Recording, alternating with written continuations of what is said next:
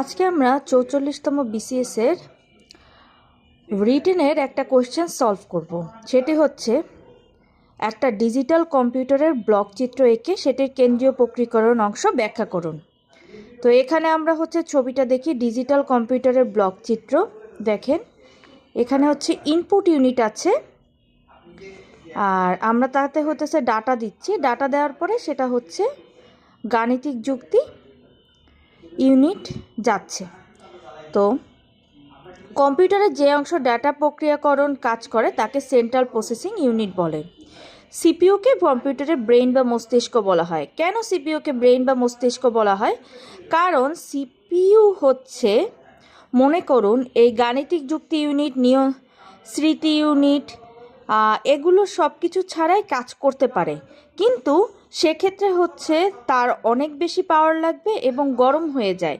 সেজন্য সে হেল্প হিসাবে গাণিতিক যুক্তি ইউনিট বা স্মৃতি ইউনিটের সাহায্য নিয়ে থাকে। এবার আমরা দেখি গাণিতিক যুক্তি ইউনিটের কাজটা কি। আমরা এই ইনপুট ইউনিটে ডাটা দিচ্ছি। ওকে, ডাটাগুলো পাওয়ার পরে ইনপুট ইউনিট এটাকে দুই ভাগে ভাগ করে ফেলে। একটা হচ্ছে লজিক্যাল আর একটা হচ্ছে ক্যালকুলেশনের যে ডাটাগুলো।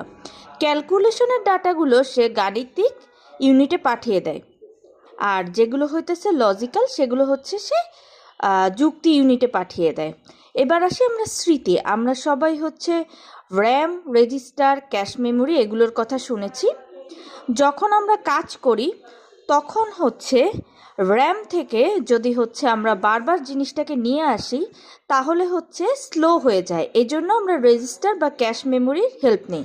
আরও সহজভাবে বুঝিয়ে দিই আপনাকে। মনে করেন আপনি একটা বাজারে গেছেন, আপনার কাছে র্যাম আছে এবং হচ্ছে রেজিস্টার আছে। রেজিস্টার হচ্ছে আপনার জামার পকেট, আর র্যাম হচ্ছে বড় বড় ব্যাগ। আপনি কিন্তু ছোটোখাটো জিনিস আপনার পকেটেও নিতে পারেন, তাতে করে হচ্ছে আপনি তাড়াতাড়ি সেটা নিয়ে কাজ করতে পারছেন।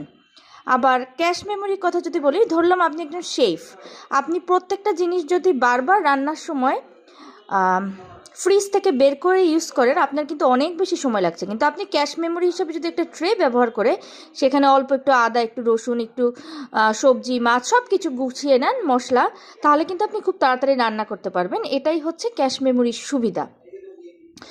তো দেখতে পাচ্ছেন এখানে নিয়ন্ত্রণ ইউনিট হচ্ছে যে প্রাপ্ত নির্দেশের ভিত্তিতে কম্পিউটারের যাবতীয় কার্যাবলী নিয়ন্ত্রণ করে। আর স্মৃতি ইউনিট তো বোঝালামই, রেজিস্টার, ক্যাশ মেমোরি দিয়ে প্রসেসিংয়ের সময় ডাটা এবং প্রোগ্রাম সংরক্ষণ করে থাকে।